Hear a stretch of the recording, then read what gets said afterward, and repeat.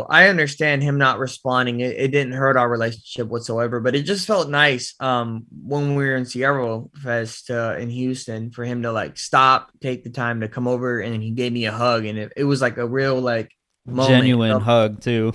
yeah, it felt genuine. It was like real, and he's like, Dreads man, hit you in the face and yeah. And he always tells me, "Hey, we gotta hang out later. I'm gonna let you know where we going for lunch or dinner," and then he don't hit me up, but it's all good.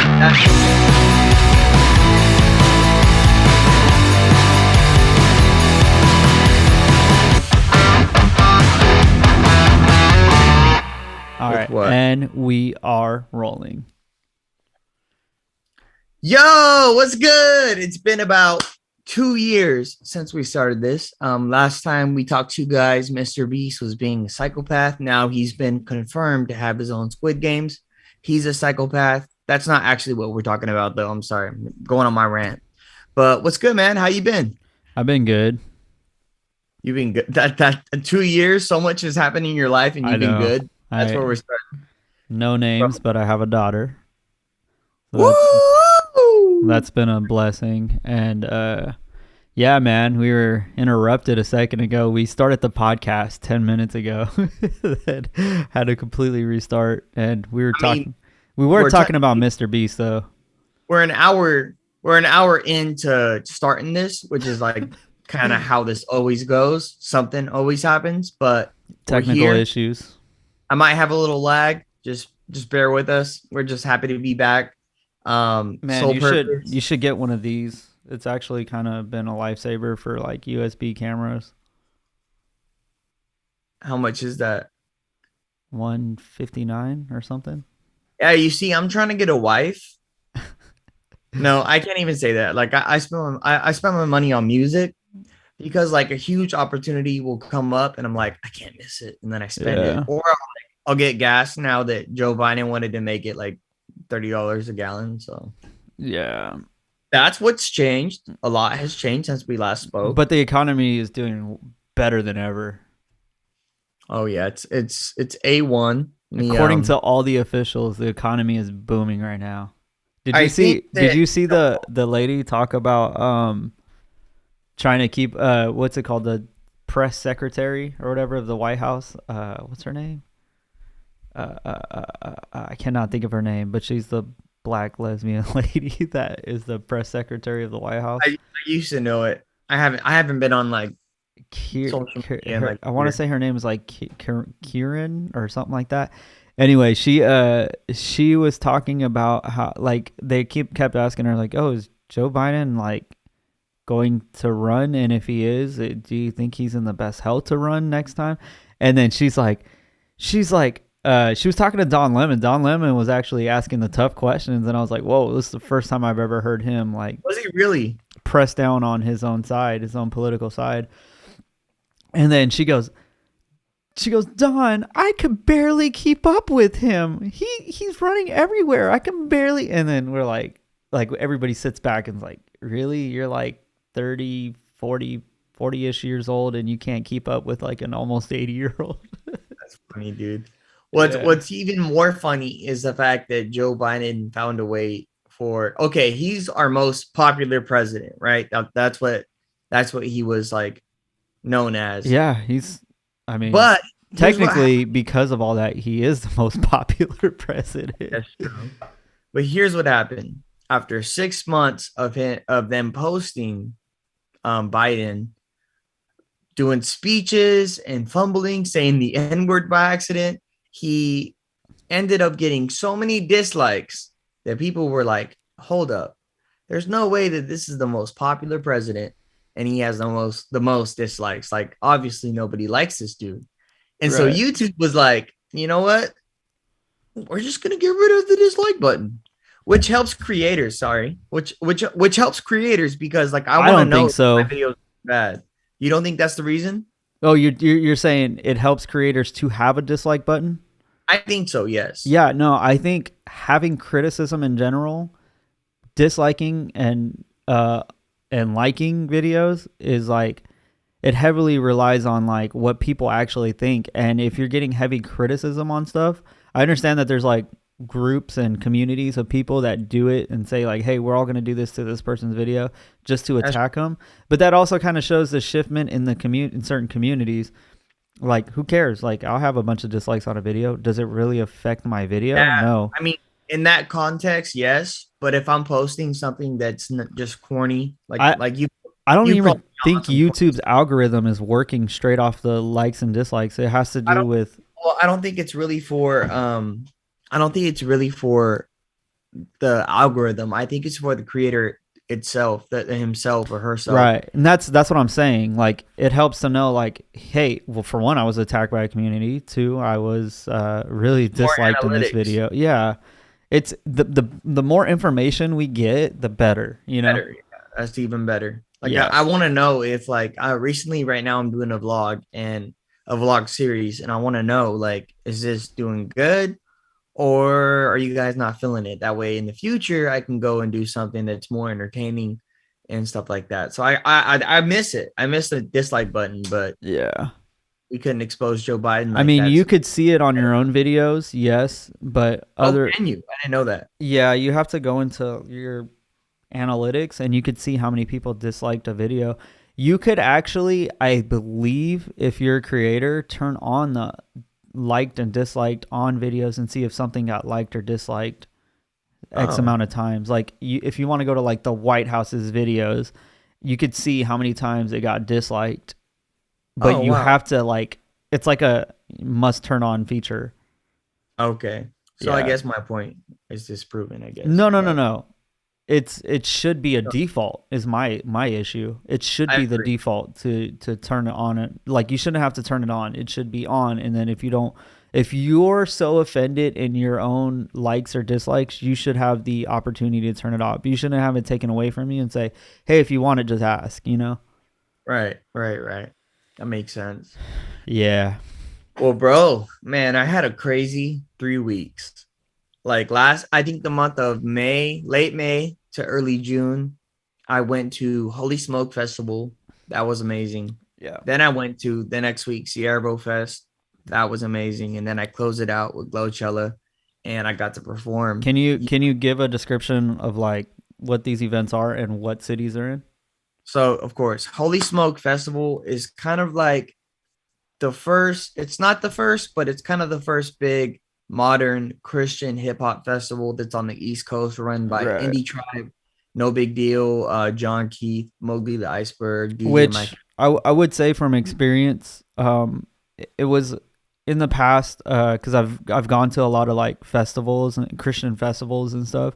In the Right, past, it was a lot of multi like, I should start vacuuming. There was a lot of multi like genre, so you would have a lot of like yeah, rock, reggae, light rock, pop, rap. right, It would be like all these different genres that were on a roster. For example, would be like Spirit West Coast, right, which I've been to quite a few of them. For one, being press, and then two being like a vendor with a clothing line that I was a part right. of back in like 2010 to 2012. And those events are really cool, but for the hip hop stage, it was always like you have to go to that stage, and it's usually like the low key event. It was always for the bands and stuff that were big, which is cool, but it was always like, Hip hop, Christian hip hop didn't have a culture as much as it does now. yeah, It does now because of people like Lecrae and those people who right. grinded out and earned that spot. But I feel like Indie Tribe found a way to see an untapped market Yeah, well, they're for captivating their audience right now with right. with doing events like that. And it's huge because the number one thing we don't need more Christian hip hop rappers. We need more Christian hip hop. I think we should get rid of a few. I think, yeah, me too. But I'm just saying we didn't have the extra stuff that the industry has to be able to build events and to be able to have vendors and have these big platforms that we can uplift these Christian hip hop artists, because I really do believe this, there is a market for Christian hip hop. like back in the day, it was a CCM type of deal where like a lot of people they like Toby Mac or they like K-Love type music, but Christian hip hop's becoming like it's starting to become undeniable. It's becoming more mainstream for sure. I mean, look at people like who don't even consider him a Christian artist really, but he is like why can't I think of his name? White Talking about dude, like Chance or white dude Kanye who or yells something. on his music and it's very touching. Oh, Toby Nwigwe. No, who the heck did you just say, You don't know Toby? I don't. bro? I'm talking like mainstream, like He's mainstream. no, He's like like on the radio, mainstream, like has made it. Kirk Franklin. No, no, no. Kanye White West. guy. A white guy. I Oh, white said guy. a white guy and you say Kirk. I mean, you're not Oh, wrong, but I didn't hear that. I didn't hear that. A white guy who's like, oh, NF. NF, thank you. Well, I don't know why I was thinking I was who well, there's another Christian rapper with the N in his name right now. And I was getting his name mixed up with NF. Anyway, You know, NF is super mainstream. Like I had right? coworkers and stuff that would listen to him at work, Yeah, same and here. like it's crazy. I'm like, Knowing the he's lyrics the way that I do, I was in his top like 0.2% or 0.04% of his Spotify listeners in 2020 when he dropped the search, yeah, and a lot or 19, and a lot of people were knowing the lyrics. Like I'd put it on when I go to work at Buffalo Wild Wings, and everybody was just sitting there like going crazy. But yeah. also, everybody loves a white and a white Eminem type rapper. Like let's be Somebody real. get the body bags. That was his downfall. I feel like was that he couldn't be innovative. I love innovative artists. One that's What do you really mean dope. he couldn't be innovative? Explain that. Don't get me wrong. He had some amazing like production and amazing sound, but I just feel like it's been something that was easily digestible because we've heard it before in the form of Eminem. And I don't feel that way. I feel like he has his own style, and his he voice does. just I mean, somewhat sounds like Eminem. I wouldn't listen to him if he didn't, and he has pulled away from the Eminem sound. But I just feel like the whole white rapper aesthetic thing has been, and how it's dark and I depression, will and say what captured me more with his music compared to like an Eminem type rapper was he right, was way more melodic. yeah, Um, and he was good. like Don't, the "Where am I going?" You know that song.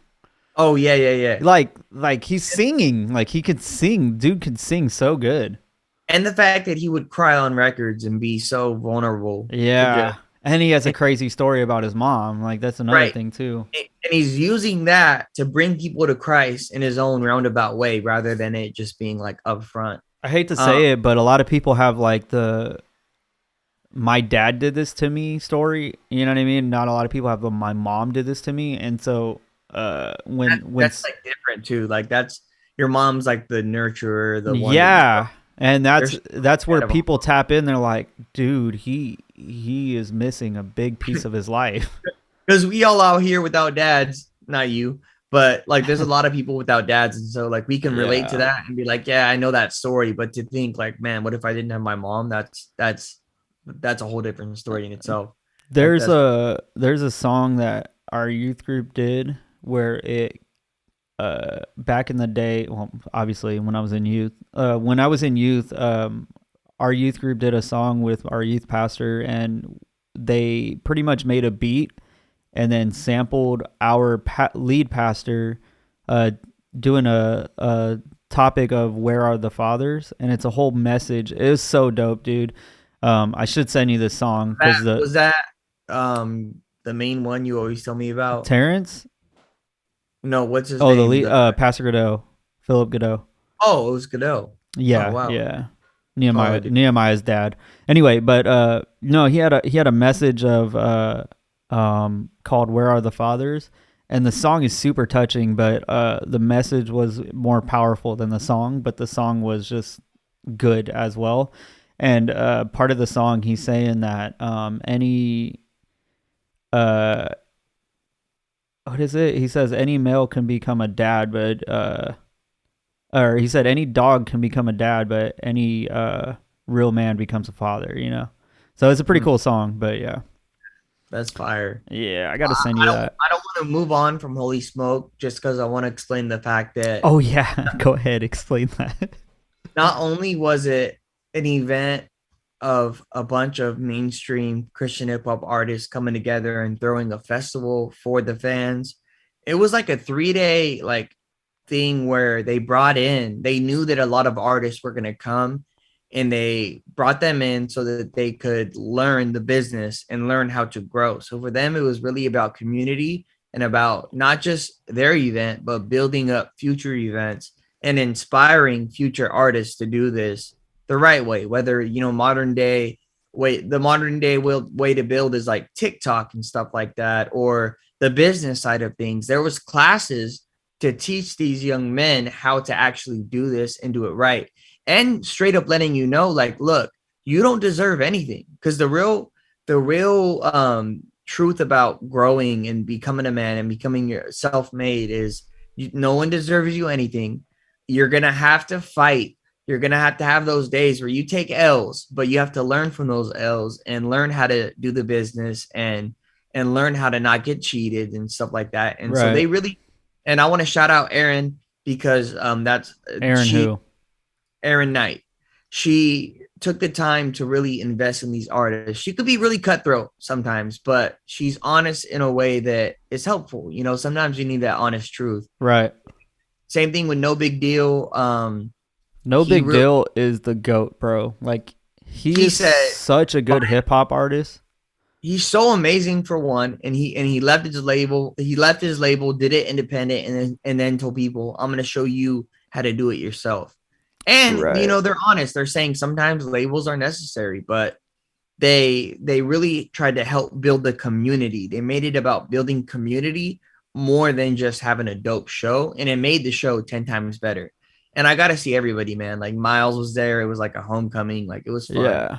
Anytime Miles was there, it feels like a piece of home. And so that was awesome. Right. And after that one, we had went to Sierra Fest. I never had heard of that until Hold I on. got Can you see my screen? yes. Who Oh did yeah. who did And the their art for this? I love it. It's I so know their product was so amazing. Like the you way know that they what? It might be RJ.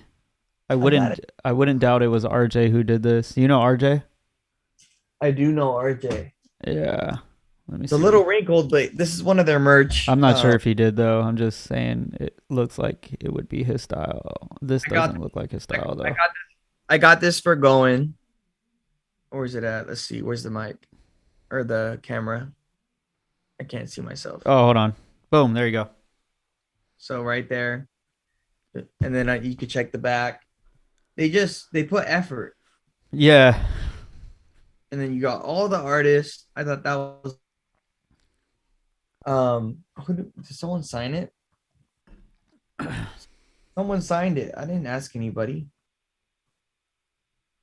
That's weird. Nate Rose 350. I gotta You got a side shirt that nobody asked for a signature? You know what? You know how I got that shirt?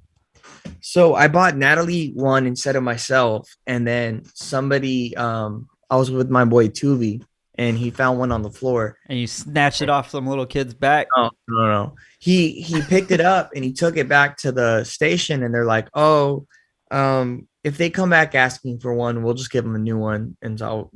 they said just keep it, and so he gave it to me, and so that's why it was signed, and I didn't even notice. That's pretty cool. That's dope. And dude, I met so many amazing people, so many amazing artists. It was a good networking event. I was kind of tired, but I was trying my best to fight through it because, man, the 3 week process was so tiring. Going to 3 different cities in 3 different weeks, and like being on a plane, coming home for like a couple hours, and then going back on the plane. But what I would say is that typically I feel overwhelmed. You know that feeling when you've been working a lot and you feel like you're just getting life's getting on top of you, you're not balanced, you're not getting your rest. In this moment, I was reading a lot, praying a lot, and I felt balanced internally, and it really Mm-hmm. made me it fueled me to be able to get through the rest of that. So that's Holy Smoke. Next year you guys should really go. It was life changing, amazing, and just Oh, it bro, was I a didn't tell you. it was a moment for the culture. What were you gonna tell me? I'm going to Hawaii in September. Oh, geez. Oh, I forgot to sorry. tell you about that. And then Just w- pause right here. So sorry. Give me 1 second. Okay, so I'm in center again. Cool. All right, yeah, and you said and go what back. so You we got left through Holy Smoke, Sierra Bow Fest, right? you left off on saying, "Oh, I forgot to tell you, Yeah, no, I told you I'm going to Hawaii in September. you're going to Hawaii in September." Yes, I will get laid. Woo! Laid off No, or laid. baby number two? Oh, laid. I'm just Okay, joking. stupid. Nah, Wait, yeah, no, but so you talked about Holy Smoke. What was the next? Was it Sierra Bow Fest you haven't talked about, or did you already talk about that? yeah, I got three. I'll go through them quick because I don't want to take up all the time. But No, go ahead. after Holy Smoke Fest, I heard of this place called Ciervo Fest in Houston. I have friends in Houston. It just so Family. happened that basically the reason I went was I have a song coming out, and I'm gonna go ahead and say it. Of who it's with, not Clyde. He's on the lineup, and so I wanted to get that video shot. It was just the most a cost efficient way to pull up to Which is him, super fire to have a song with Not Clyde. He's dude. he's It he's was booming God. right. He's booming right now. It was God. I've always wanted to work with somebody who's so creative, like the way he makes music, his music videos, his sound. It's unique. I don't like working with people that just sound like everybody else. And so I was like, I have a song with him. We've had it for a minute, and I want to drop with the videos. So this would be the perfect time because not Clyde was going to be in Houston, and my videographer lives in Houston, so I could just pull up and only pay for my plane ticket Right. and shoot the video. So we went to Sierra Fest as a result because he was performing, and man, it was amazing. It was like I think there was a solid 2,000 people. Could be more. It's hard to tell because it was in a field, but I got to Right. see. I think I was KB there. I'm not sure. I think KB was there, and there was just so many dope At Sierra artists. Bow Fest? Yeah, and there was a moment where like I was by kind of by where the artists were by the stage, and Few actually popped in and he performed, and then when he got off stage, he seen me and stopped, and people are trying to get his attention, and he gave me a Well, big. a lot of people don't know the backstory with you and 1K Few. Do you want I, to give a yeah, little I can do brief that. I can give story? that real quick. So I met 1K Few plenty of times before shooting with Miles and stuff like that, but we never really became friends. He's kind of the type of dude who's to himself, and he's in and out a lot and stuff. So I had met him before, but He's a busy man, so he yeah. stays on the go and he stays grinding, and I hecka respect that of him. And the reason he's so like kind of like to himself is because he's just he's an introvert, and he likes to be genuine with who he knows, and so Yeah. he's not gonna be over like fake. He's gonna be him himself, but he's a loving dude. And one day I'm performing at the Invasion tour in Sanger, California, Fresno, and I was supposed to go home. For those who don't know, I live in the Central Valley, so I was about an hour and a half away from my house, and he needed a ride to the airport, which is another 3 hours away from where I was supposed to go. I didn't have a place to stay and stuff like Yeah. that. But whenever I had heard he didn't have a ride to the airport, I just felt God tell me, like, make the sacrifice and go. And so I said, sure, I'll do it. And then, long story short, I get to drive him to the airport, him and 1K Famo. So I got to meet P-Son, his manager, Jeremiah. It was all dope. And we got to have a conversation. The first thing I told him, I was like, hey, man, I kind of feel awkward calling you 1K Few. What's your name? And he's like, my name Isaac. And I was like, Isaac, like, dude, that's such a basic name for like somebody so creative and so, he has like an aesthetic. I It's would have just been so weak if he was like, "My name is Fred." it felt like that. It felt kind of like that energy. Like his name was just like normal. And I was like, oh, Right. dope. And I got to meet him. We got to have In and Out. I got to take him to the airport. I Hey, got to what do you know? He's an In and Out person, and you guys ate In and Out together. yeah, it just so happened. But yeah, no, that was dope. And then I got to show him Favor before it came out. He gave Mm-hmm. me advice. And that was so cool because I called myself 1K Millie because I use auto tune. I typically don't, so that was kind of like funny. And he's like, "Hey, 1K Millie has a ring to it," and I was like, sign me to 1K Famo." But yeah, so we did that, and it was we got to meet each other. He called me family, gave me his phone number, and we got to become friends. And he kind of like Miles, his phone blows up, so it's kind of hard to get back to everybody. I understand that. So we don't really talk too Dude, much. I have trouble getting back to everybody Right. because Same here. I have so many notifications. I can't imagine being in his position type of Right. artist. Right. Like imagine all those like always people hitting you Like, up. hey, the mix is done. Can you do this and da da da da? And then it's like, Yeah. hey, can you shoot And a people video with that this want to make a person? song with you. Yeah. Stuff like Yeah, that. He's with because Reach. we know how busy it could be. Yeah, man. So I understand him not responding. It didn't hurt our relationship whatsoever, but it just felt nice when we were in Sierra Fest in Houston for him to like stop, take the time to come over, and he gave me a hug, and it was like a real like moment. It Genuine felt, hug too. yeah, it felt genuine. It was like real, and he's like, Dreads man, hit you in the face and yeah. And he always tells me, "Hey, we gotta hang out later. I'm gonna let you know where we going for lunch or dinner," and then he don't hit me up, but it's all good. That was enough for me. I was happy. I actually gotta go and have a I've conversation. actually 1K is one of the people I haven't like met or talked to. Yeah, we gonna fix that, and you guys gonna know soon. But Yeah. He's short too, right? yeah, dude, like surprisingly, he's pretty short. I can't remember if he's shorter than me or like my height, but like Yeah. anybody who's my height, I'm like, whoa, you're not that tall. Yeah, But no. but Houston brought a bunch of blessings. Like I got to see a lot of my friends from Culture Villains. I got to see, Enzo Yeah. the producer for Gavi back in the day and like for Reach.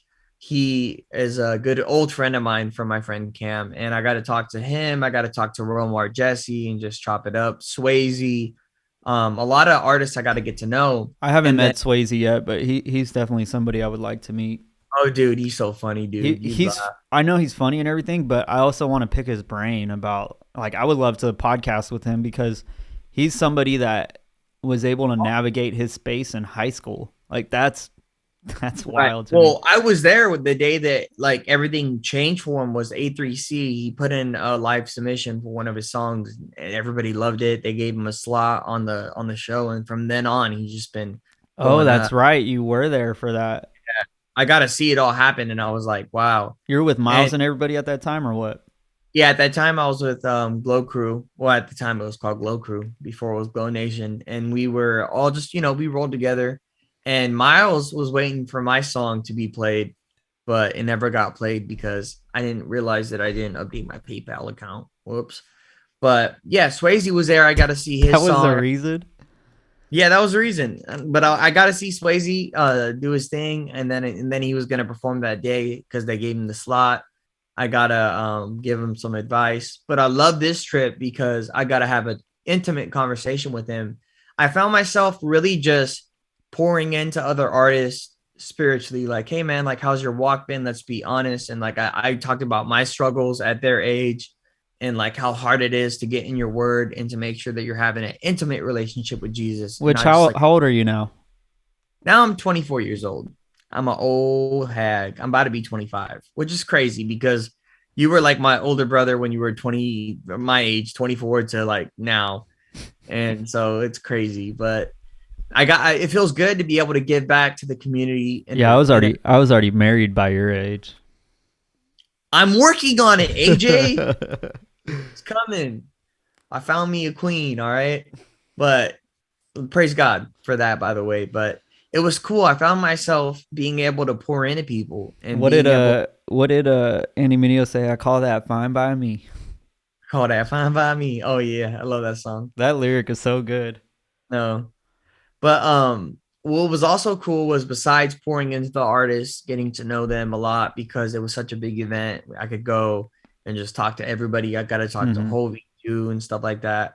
But what I loved the most was I ended up on the Let's Chop It Up podcast, which is coming out here in a week or so. Let me pull them up real quick. You can keep talking about it, but I'm gonna pull Yeah, them pull up. them up because we actually did one interview last time we were in Has Houston. it But this aired yet? I don't want to say aired, but has it been posted yeah, yet?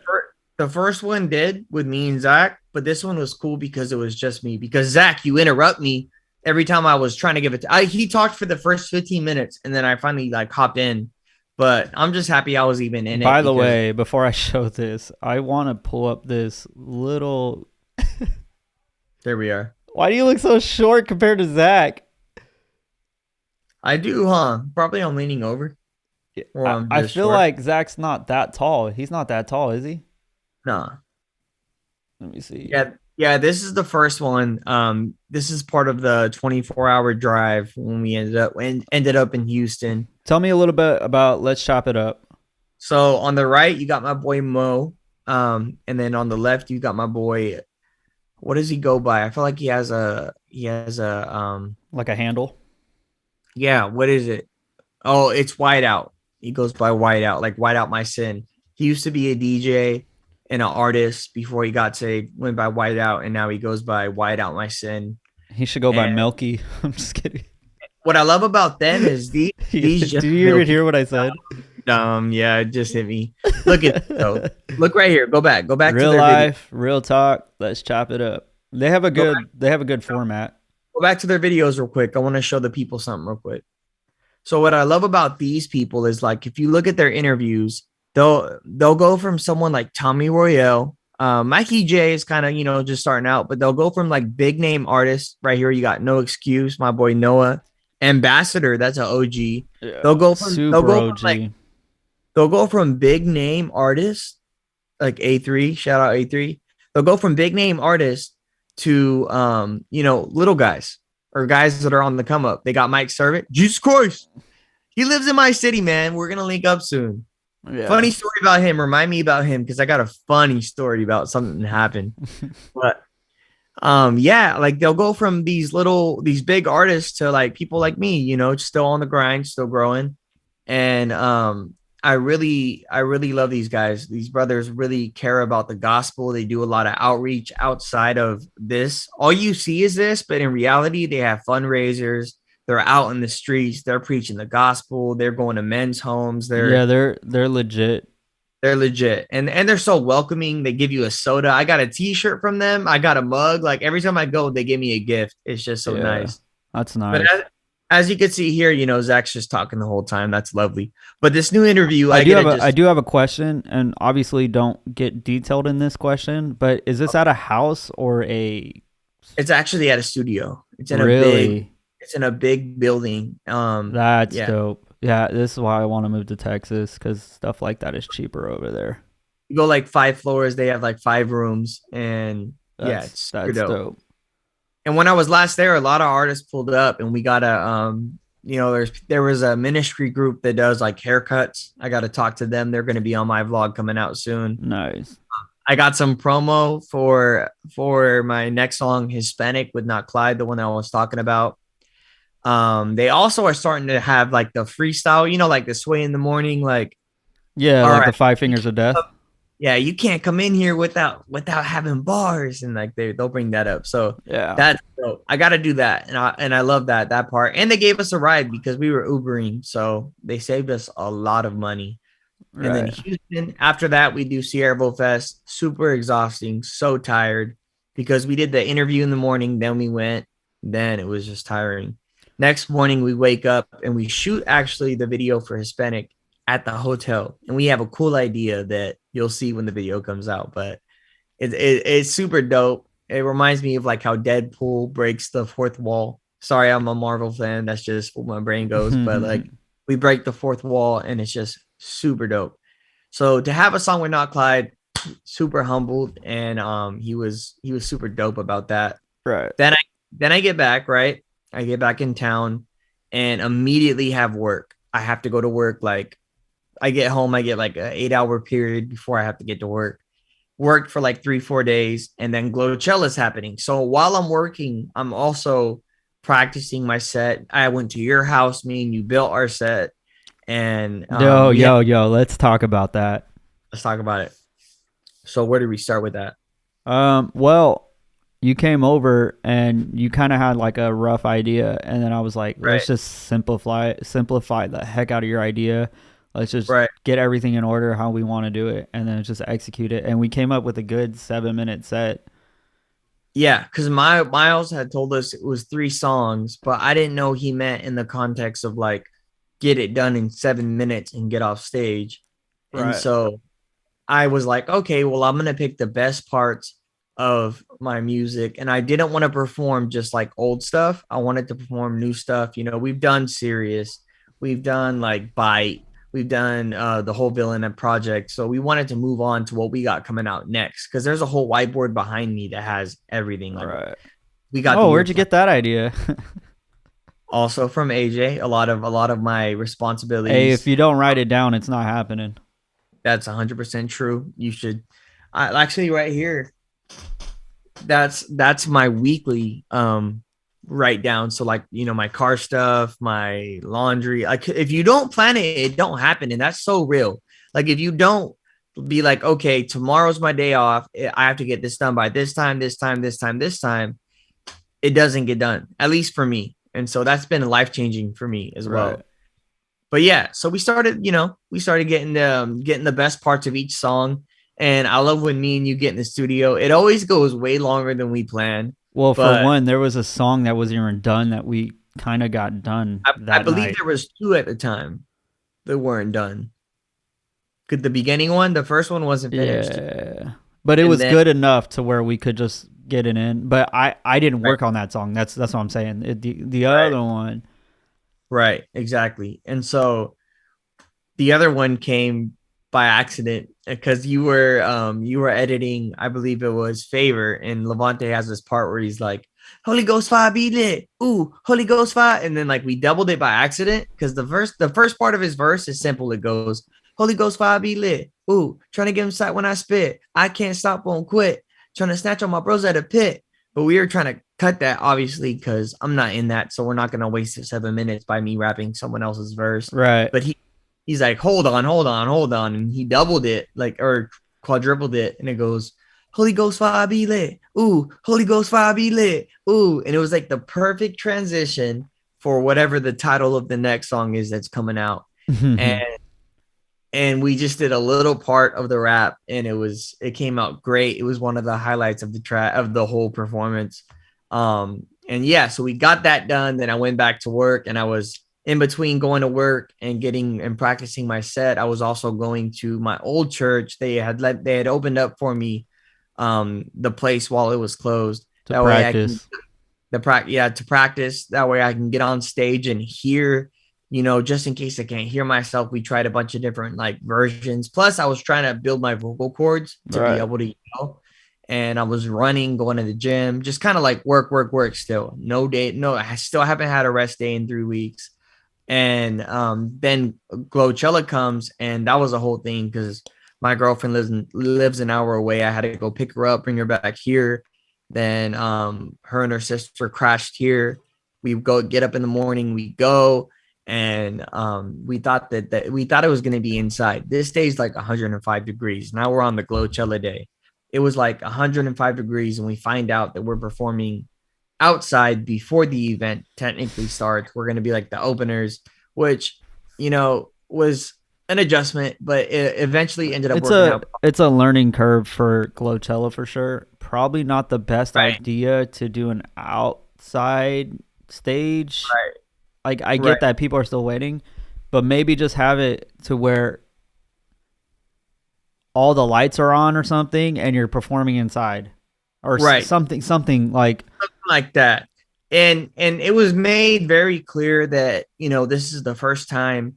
And shouts out to Miles Minnick because he wanted to bring a festival to the West Coast. If you noticed, every time I'm talking about these festivals, I went, that was Christian hip hop, like because yeah, there's a lot of, like I was talking about, like the CCM and all those other right, genres type of festivals. right.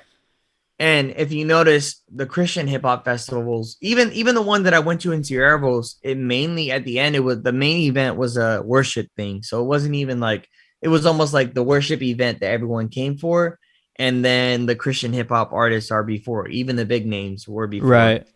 But all these festivals are always on the East Coast. They're not, or in the Midwest, like in Texas. Is Texas Midwest? Texas is Texas, bro. It's almost West Coast, but they claim Texas it. is like almost its own country. Yeah, basically. So like it's always over there. So Miles wanted to change that.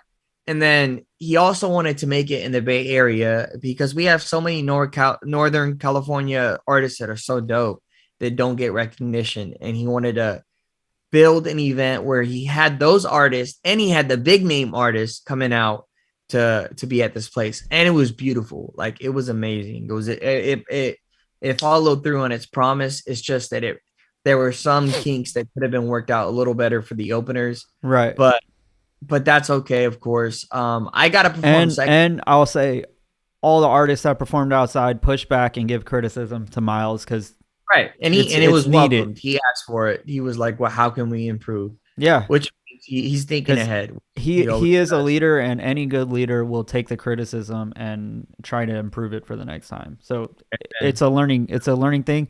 I've had events where we had like 1,500, like I don't want to call them students, but like kids, you know what I mean, like teenagers, where we had Right. like 1,500 kids, and it's like I would never do an outside venue unless the whole, or I would never do an outside stage unless the whole thing was outside because it is so rough with sound.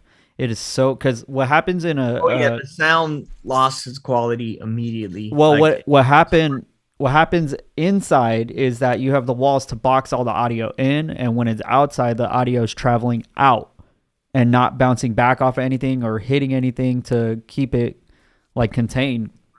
So when that happens, you don't get a lot of bass in your mix. You don't get a lot of sometimes you get like a weird echoey thing where if it's and there was playing, no stage monitors, so like it was hard to hear. I didn't know that. So you had no way to hear. No, bro, and we couldn't do in ears, and it was I just I had a friend that was working audio and he hey, texted me a little bit and was like he told me that our mix sounded the best, like the quality wise, but yeah, he was saying it was a nightmare out there, but it's all good. yeah, it's all good, but You probably definitely didn't know that, huh? I knew the guy running audio for you. no, I didn't actually. Yeah, Ken. Wow, and I think somebody tried to pin it on him, and I was like, "Yo, the you have to look at like the situation we were he in. He was he's given with what he was given, he did good. You know what I'm saying? Like with what he could do, he did. yeah, he's legit and he knows his stuff. You could tell he was on it when it came to like organization and making sure like this is going this way. Okay, Uh, you're gonna come up here. You're gonna announce this way. I will So say you're only able to do with what you're given. And right, as an audio engineer, like I know that 100%, like that when I've gone to do events, if I don't have something, I really can't do it. Like I'm yeah. sorry, I can't hook up your keyboard because you didn't bring a direct box or whatever. Like that was never planned to for me to hook up a keyboard or something. You know what I mean? So it's like it all comes down to whatever I'm given. I'll do my best to give it to you. You know? And what I was getting at was that where were we at? We were talking about the show itself.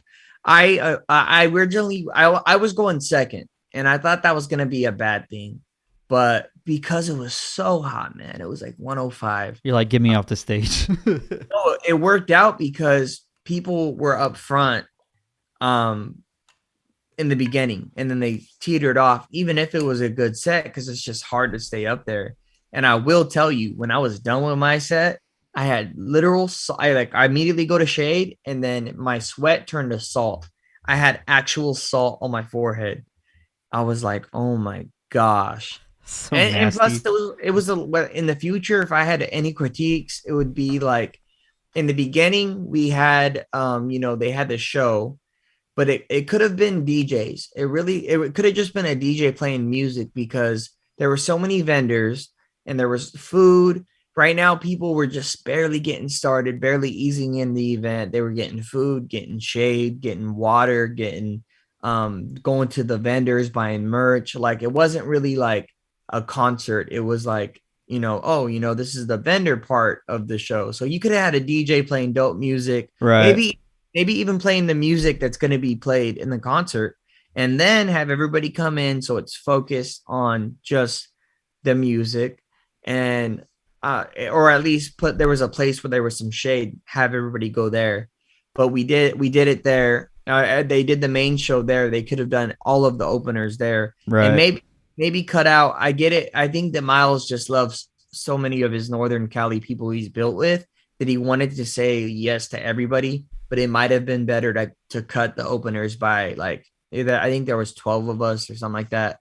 Cut it to 7, and then as far as the closers, like take out like 4. That way the show is more compact, and I there was not one person who did bad. I think Right.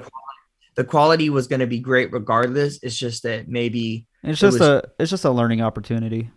right. But at the end of the day, everybody could feel that it was a moment. Like it was a Right. moment for Christian hip hop. Yeah. And so that, even though with all of that being said, there were so many great things about it. And I love how people were trying to say, like, oh, Miles he only cares about the music and clout and bringing out these artists. But then he don't care about the gospel. They're trying to make it about rap. And then at the end, this man has an altar call and a worship session and is Hmm. praying, and is like all the lights come up and all of a sudden you get chills and you just feel the Holy Spirit What a just lot of drop. people don't realize is Miles used to be a youth pastor. Right. That boy can preach. Yeah, and a lot of people take the Beria hyphy like whole stick that he does as like that's who he is, but he incorporates that into who he is. You know what I mean? Like he doesn't allow that to be him. He uses that as a tool to reach people.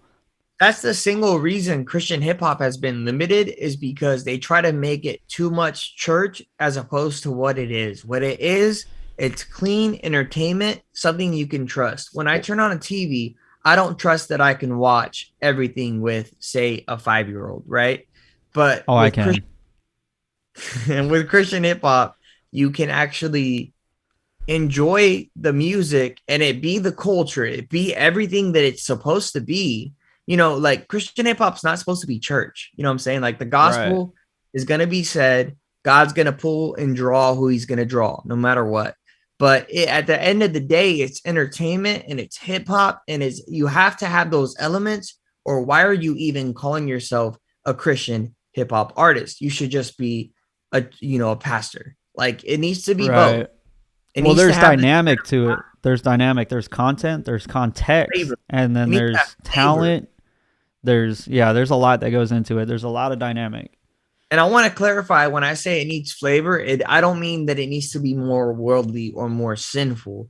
Just because something is hip hop and is fire and it is dope music doesn't make it, and it's not completely talking about like this, like, oh, in Genesis it says, in Romans it says, in the music, doesn't mean that it's not of God or that God isn't moving it, like Right. moving in it. Because like in the same sense, like how people get upset about like tattoos and stuff when they're reading the word out of context, like, well, do you have a wedding ring? Do you know that that's not biblical? That's Mm, culture. And like not all culture is satanic at the end of the day. And right. so I think we're hitting a stage where this new generation, though we are getting more and more wicked and we see it in politics and in the world, I think we're hitting a point where these new kids coming up have only grown up on No Big Deal. They've only grown up on Andy. They've only grown up on Lecrae. They've only grown up on even Kingdom music, all Yeah. spectrums. They've only grown up on this. So we're used to dope Christian hip hop. And so what's happening now, and plus the studios are more accessible now. You don't need to like have to pay for studio time. So the quality of Christian hip hop is getting better and better. There's a new expectation, there's a new standard that people are expecting. And so now we're going to enter into an era where Lecrae, we're on the shoulders of Lecrae, and it's going to become entertainment that everyone can enjoy. And I'm super excited to be a part of that. Right. Like, and plus, like, I know a lot of these dudes that people call satanic, or, oh, some people would say you're satanic just because you rap. But I know a lot of these dudes that Well, you people, remember some of the videos that we were dropping on Rabzilla? It was like I know, we like, get dude, like, instant compliments like this man is of the devil. And we're like, Yeah, dude, you're like, I am that man. wild. And what's crazy though, I think, is that I've been around these guys who have, made this music, and it's not satanic. It's glorifying God. It's just in its own way, and it's not word for word about the Bible. Which me, I rap a lot. I put the word of God a lot in my music, but other people don't. But I've seen people who, behind the scenes, man, they're praying, they're thanking God. They have the fruits of the I'll say spirit. Hovey is one of those guys. Self-control.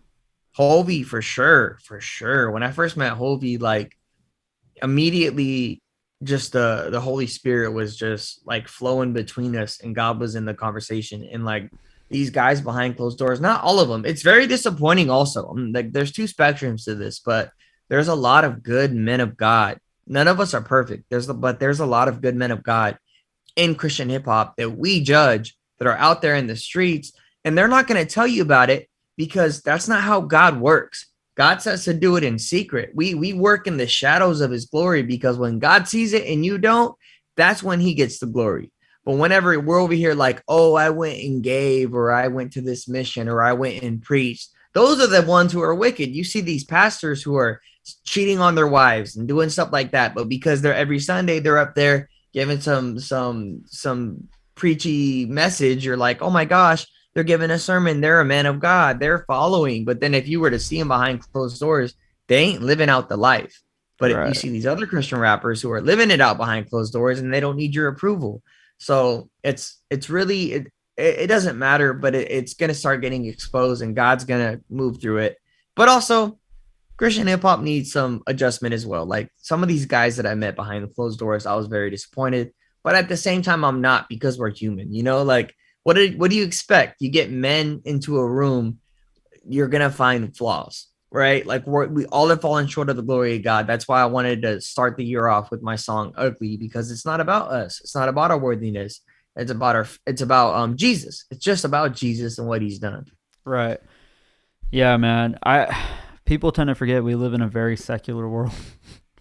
Yeah, man.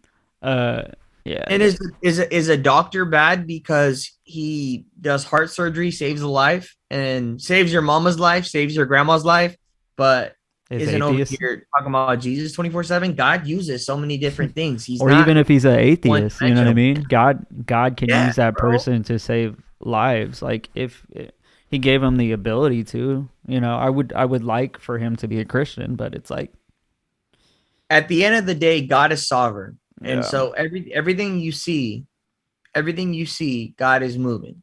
Right. And you can't just sit here and be like, oh, God is boxed into this viewpoint. If there's one thing I've learned with traveling and meeting different believers, is that I know nothing.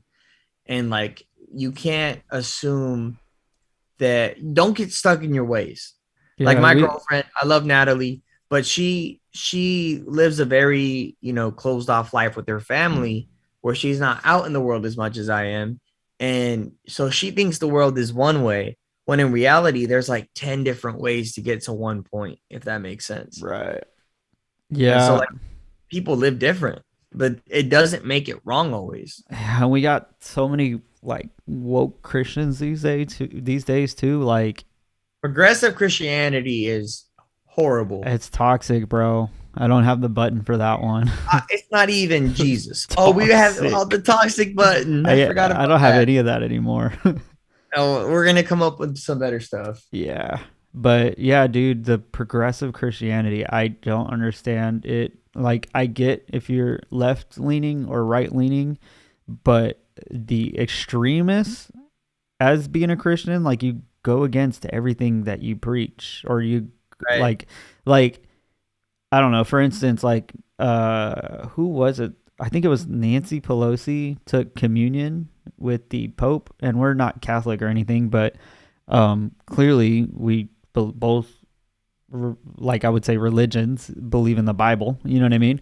Yeah. And it's wild to me that they could preach so much about abortion and then have religious leaders take them and do things with them so that the public can be like, oh, They don't. she's a Catholic, but then it's like she's over here. I mean, I don't know about you, but I'm a straight out just say the Pope is satanic. Like this, like there's. I don't mean satanic, I wouldn't say that because he does preach the gospel. bro. But there's so many. Like I mean, I know so many people who preach the gospel who don't. I wouldn't say satanic. That's a hard word to put on somebody. I would say I'm not saying like that boy is satanic in the sense of like he's doing rituals. I don't know that personally. What I'm saying is like anything that's not of God type satanic. Like it's not of God. The spirit that he's in my opinion, the spirit that the Pope is working out of, I don't believe is the spirit of God. I believe is the spirit of the Antichrist. right. In my opinion. Yeah. That it's a tough word to put satanic on somebody. That's a Right.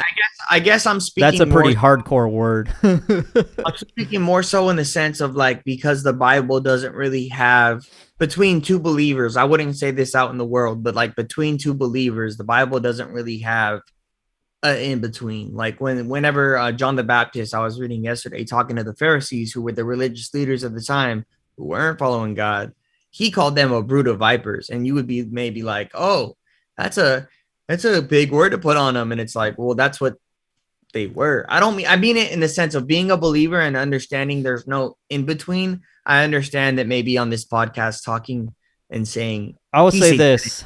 I'll call him this word 100% a coward. Yeah. Like, yeah, I guess I didn't mean to come up on the podcast and be like, this is satanic and this satanic. I'm just calling it for what it is. In the sense of the like, actions have been satanic. I'll say that. Right. I don't mean to say like the Pope is out here. I don't know this, like I'm not saying he's out here doing sacrifices. I wouldn't put it past him, but I'm not saying that's what's happening. I guess I associate the word satanic with the Antichrist. So like anything that denies the true and living God, the gospel. Yeah. So my bad. I'll call him a coward, 100% a coward. Like, how do you believe in the gospel and not preach it properly, or not even properly, just preach it? Like, right. How do you run this whole organization that is considered under the umbrella as Christianity? You know what I mean? Like the whole umbrella of things like Baptist, Christian, Catholic, you know what I mean? I know they're all different in their own ways. But I think that's a big thing that we do as people is like make teams rather than like I have so many brothers in Christ that like I do Bible study with it. Some don't believe in the gifts, which baffles me. I believe in the gifts, but some people believe everyone speaks in tongues. Some people think that that only certain people are, which is my personal belief. Only certain people speak in tongues. Some people believe, you need to be baptized to be saved and stuff like that. Yeah, that's wild to me. Yeah, that's wild to me, especially when the word's so clear about it. But what I've noticed is it's not about getting these like how Ruslan talks about closed-handed and open-handed issues. It's not about us agreeing on everything completely and having the same doctrine, but us having the same gospel. Yeah. You know what I'm saying? Like I can still be your brother in Christ and we disagree on this point as long as it's not, having to do with Jesus dying for your sins, rising from the grave 3 days later, him being the Son of God, the Trinity, 3 in 1, like that. That's not negotiable. But anything else, we are nitpicking, and it's not something that should divide us. And that's something that's been dividing us, especially in Christian hip hop. People will be like, "Oh, you're this or you're that," and I'm like, "Dude, you're doing the work of the enemy. You're basically making us divide for no reason." Right, and like our pastor at our church, he had to make a statement because of the whole Roe v. Wade thing, and say, "Wait, I'm gonna grab a water. I got it right here. I'm not leaving." Oh, okay. Well, you kind of left, so I'll talk to your wall. Hello, wall. How are you, wall? So Emilio grabs his water. Sippy, sippy for the drippy, drippy. Sippy the drippy. Yeah. Hurry back. I'm trying to read your board. I'm here. Exposing your board. Don't read my board. I mean, you can read my board, but not you guys. I mean, this board is basically you. I mean, Yeah, but I was saying our pastor at our church had to get up and make a statement this past Sunday, and it was a very like, hey, everybody be quiet and let me give this little statement. Well, I wouldn't call it a little statement, but he didn't take like the whole service to give the statement or anything like that. Right. And he pretty much let everybody know what our church stands for on abortion and stuff. I think that's dope. My pastor did that too. Yeah. And he basically said like this pastor has a backbone and we're not going to allow uh like people to shut us down and to keep us quiet, you know what I mean? And so it's super cool. He gave the actual statement of like we're against abortion and we will continue to help women in these times. Right. Yeah. And I think it's important because the world is so bold. The world is so bold with how much they hate God. And so it's our calling to stand for truth and not be afraid to say, no, this is wrong. And Right. I have people, I have friends that like say, there's certain circumstances that require an abortion and stuff like that. And in my opinion, can we say that word on YouTube? What? Abortion. I don't see why not. Okay.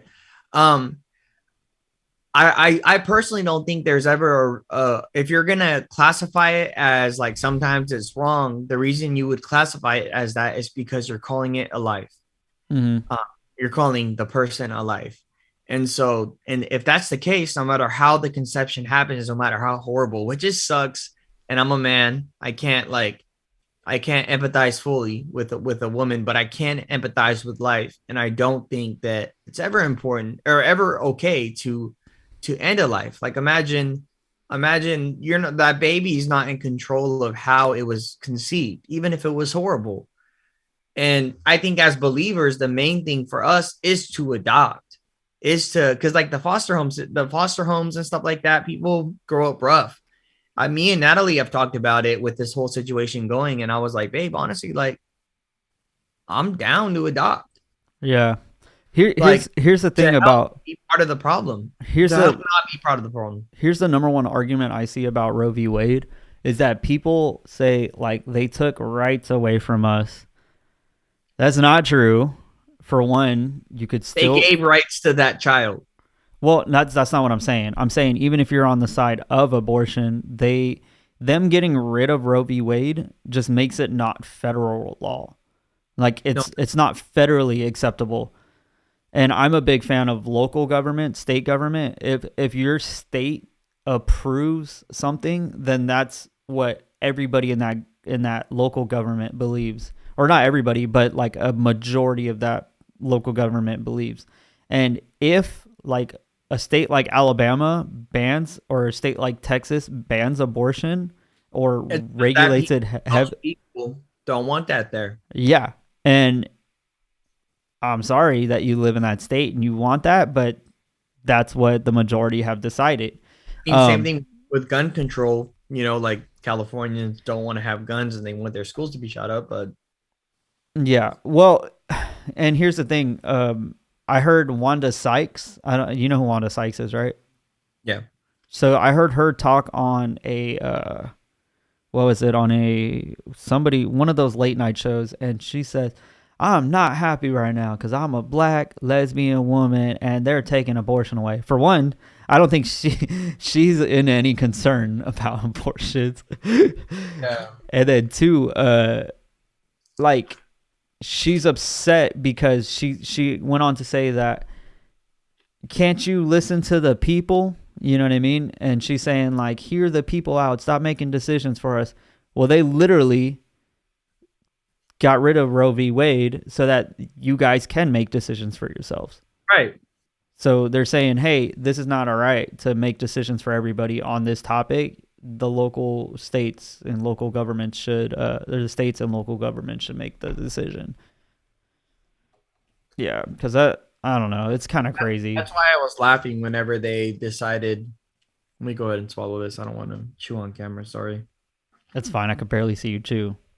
Okay, yeah, I was pulling away, but that's why I think it's funny that on the 4th of July they're gonna go to the Capitol. Um, I don't know about this. What?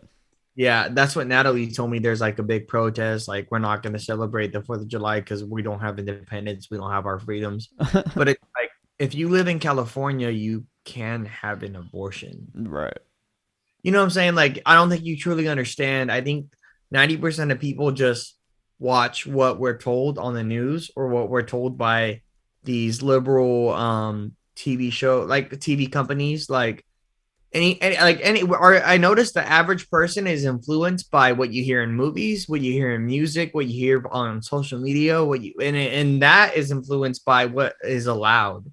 You know what I'm saying? Like, the voices aren't equal. You would think Joe Biden is our biggest, our most popular president. That's not necessarily true. I mean, I guess, they say, I'm not going to talk about the voting or anything, but they say, he is, but every video they post of him is disliked. But that voice doesn't really get pushed out because the narrative is a certain narrative, and it's governed by these social medias. That's why Elon Musk is going to buy YouTube, and he's going to buy all these companies. I don't know if he's going to buy YouTube. No, they're owned by Google. I'm making Google's not giving up anything. Nope. Yeah. I'll say this. They make billions off of abortion, like Planned Parenthood, excuse me. They make billions of dollars off of like how many abortions they have, and they encourage it because it's a money making business for them. Yeah. And that is, for one, it's sick to be making money off of aborting children, and two, it becomes a more business thing than it becomes a more human rights thing.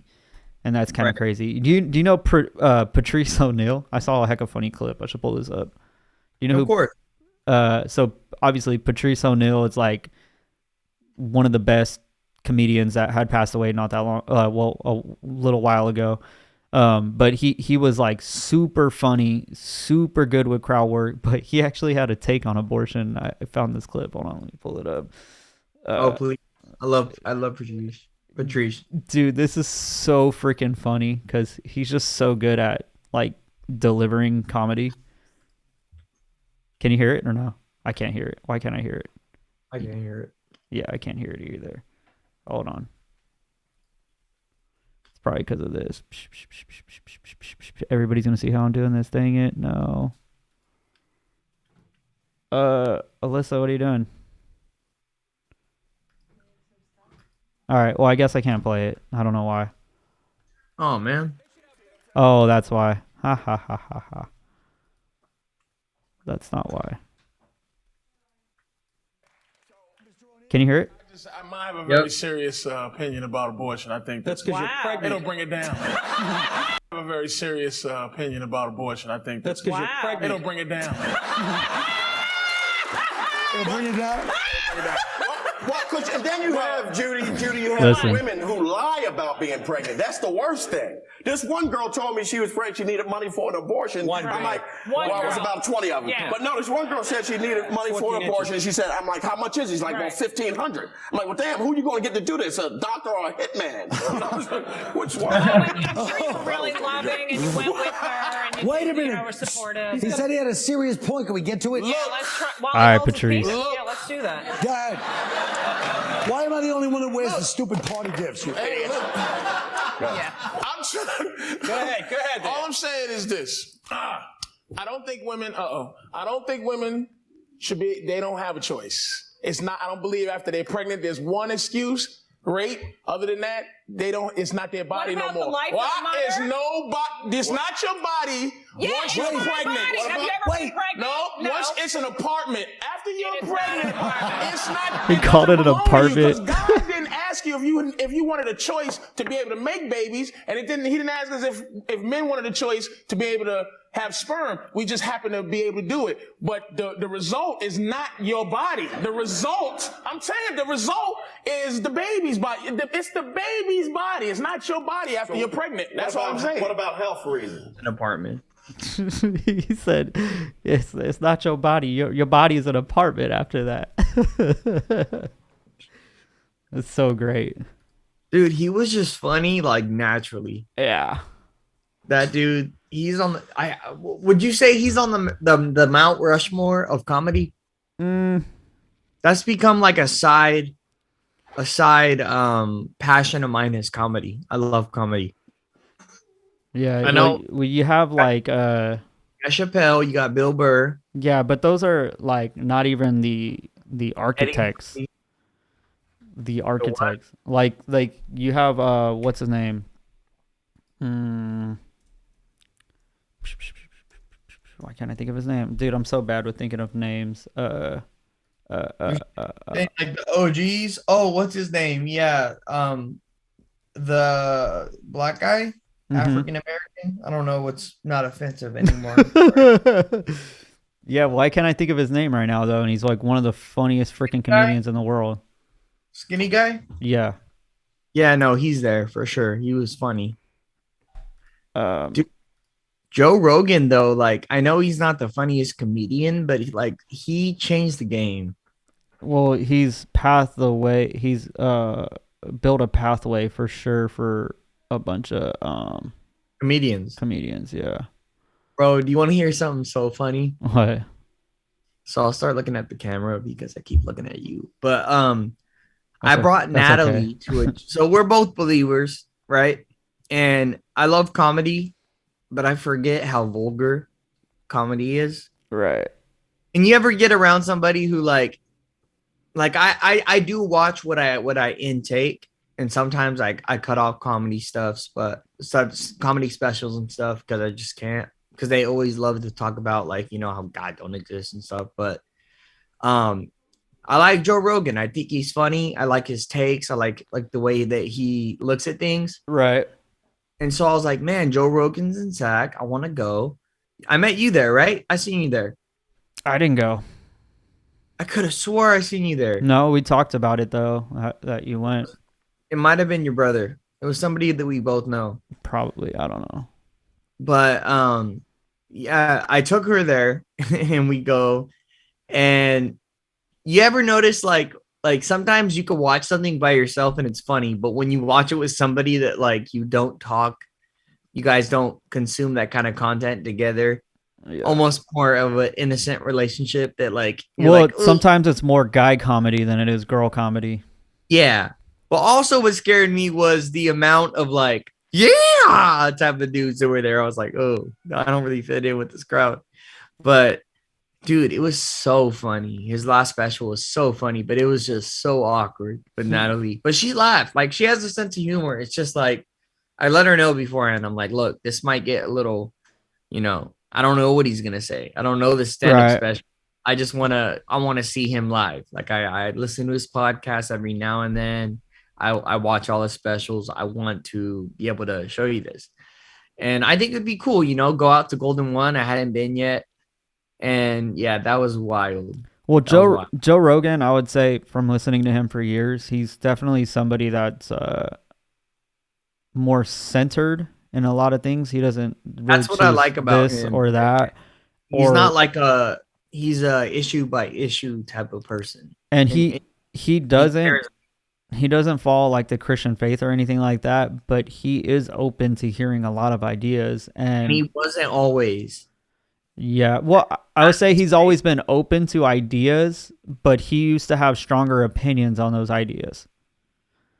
Well, I feel like his heart got softened. Like after meeting a lot of people, seeing different like nuances of like the people who think they're intelligent and like wise tend to be like God doesn't exist.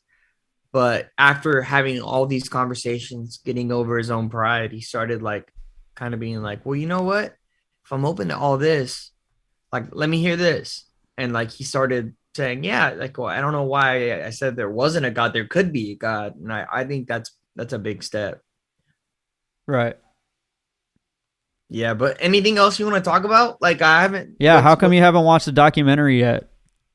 Well, because I worked a double shift. Say what the documentary is. So the documentary, I've been wanting to watch AJ. I don't even know the name. What's it called? What is a woman? What is a woman? It's a question. The promo. A woman is somebody who has been born with a I mean, I'm a virgin, so I don't really know exactly the details, but something that's not the male organ. You're like that doctor off of The Simpsons. The one that talks like this. And he goes, "Oh my God, that lady swallowed the baby." Oh my gosh. Your references are top 10. I can't wait till we do more of these and people could just see like your knowledge. When we met, I was like, oh my gosh, because you always like that lady swallowed the baby. Disgusting. AJ will have a meme for everything. He'll have a song for everything. A video. He'll have, like, I love it. It movie. makes it so fun. But no, I haven't watched it yet. My plan was to watch it before this podcast so that we could talk about it, but I got paid for a feature, so I basically worked in the morning. I'm officially a server at Galetto's Fine Dining. And then I came home. I did this feature with Z and Benny. It's gonna be crazy. And then I got home, or no, then I went to work, and then I got off work, went to the gym, got home. Zach calls me because he calls me like he's a girl, like he wants to talk all the time. So I caught up with him. I imagine Zach calling you with a phone that's on the cord, like, you know, like one of the springy cords, like a landline. And hey, what's that? He's on his bed, his feet are up, and he's like, "Hey, Billy." I know how you feel though, because he talks to me like our references are so like, even though he's only like, what is he, 20, 19? I'm like 24, 25. So he's probably like, 21, right? No, he's not that. He's no. He's like 19, 20. Yeah, you're right. 20 now. But his references, like what I tell him, he doesn't know. Like our worlds are so separate. Like for me, I think that no one can write my music. Like I'm down to have help and have somebody like, oh, this would sound better if you rephrased it. But I don't like having someone ghostwrite for me. I'm a rapper. That's like a pride. That's when I grew up. That's what like you're known for. Yeah, it was just Pride Month. And he's cool with like, you know, no, I think it'd be all right. And I'm like, no, dude, that's whack. But we have like the generational gap is huge and his attention span is so bad. And it's crazy. And you have an older brother like me. So like you tend to go with a lot of things that they know too. Like I remember all the old YouTube phases down from Nikihiga back in the day. But a lot of people don't know that you guys were pretty big YouTubers. We've been about it and then we kind of stopped. But early days. We're starting soon. So I'm excited for that. I'm learning how to do all this. But yeah, our generational gap is huge. And like I got a job and a wife, or a future wife, excuse me.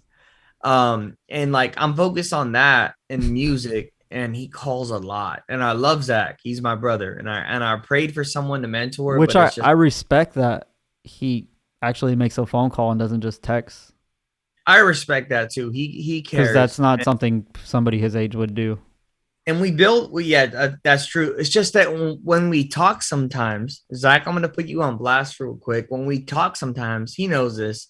He can focus on what he's saying. And then when I get in the conversation, it's just like not really reciprocated. And it gets annoying. And I tell him, bro, I'm talking still. Let's talk. But I noticed that through that relationship, I realize when I do that to my brother will come in excited, telling me about something, and I'm on my phone or tired or not, or giving him my full attention. And I'm like, man, that's something I need to fix. You do that too. Your attention span is trash. I mean, I'm sure it's good with other things. Your attention span, like, okay. Oh my gosh. Well, like we'll be talking about something, and you'll be like, uh-huh. I'll put it this way. I got my biggest feature in December that's going to come out maybe 2023. The one that me and AJ were talking about. So you get the biggest feature of your life. It's probably going to change your life. And I'm so excited. And the first person I think of calling is AJ. Because I'm like, me and him have been building. You know, he had his you got a kid and I respect that and I respect your time. So like we kind of like fell off for a little bit. I let you do your life. And But the first person, I was like, man, I really want to tell AJ first. I'm gonna call him. So I call AJ and I'm like, bro, you will never believe what just happened to me. And I give him a call and I tell him I got a feature with so and so. It's gonna be my song. Gonna get a video.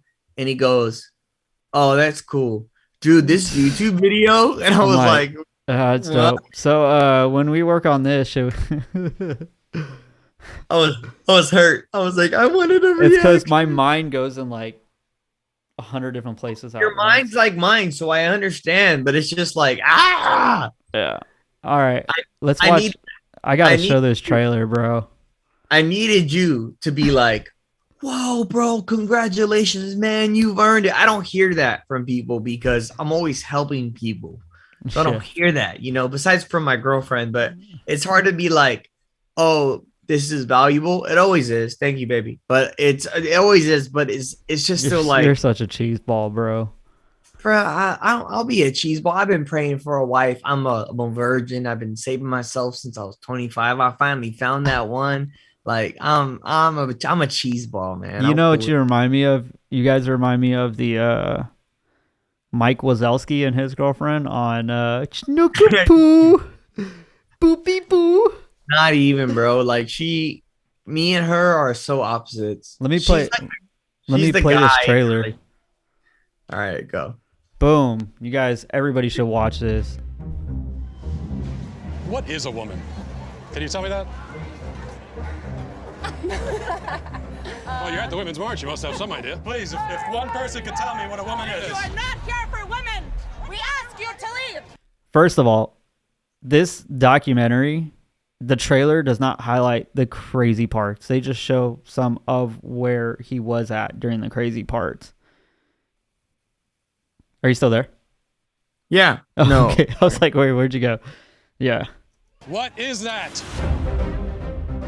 I'm a husband. I'm a father of 4. I host a talk show. I give speeches. I write books. I like to make sense of things. A woman is not anything in particular. There is not one particular thing. It could be many things to many people. Some women have penises, right? Okay. Some men have vaginas. I like scented candles. And I've watched Sex and the City. Yeah. How do I know if I'm a woman? That's a great question. You're not a scientist. You're not a gender studies major. No. How do you know that you're a man? I guess because I got a dick. Yeah, bro. I don't want to show the whole thing, but bro, it's so freaking good. I highly recommend watching it because you'll see how. Are you still there? It appears that did my camera die? Probably. I can still hear you though. It's all good. I gotta wrap it up right now anyway. But bro, I highly recommend you watch that because it is such a trip of what certain people and groups think of all that. Check me out. I got an idea. I'm sorry. Restart. Restart on the I highly recommend. I highly recommend you watch that. How do I change the camera angle? I can put it on my computer. It's all right. Just in the background. Why are you being such a dork? Yeah, well, why are you in here? How do you go? Oh no, I got it.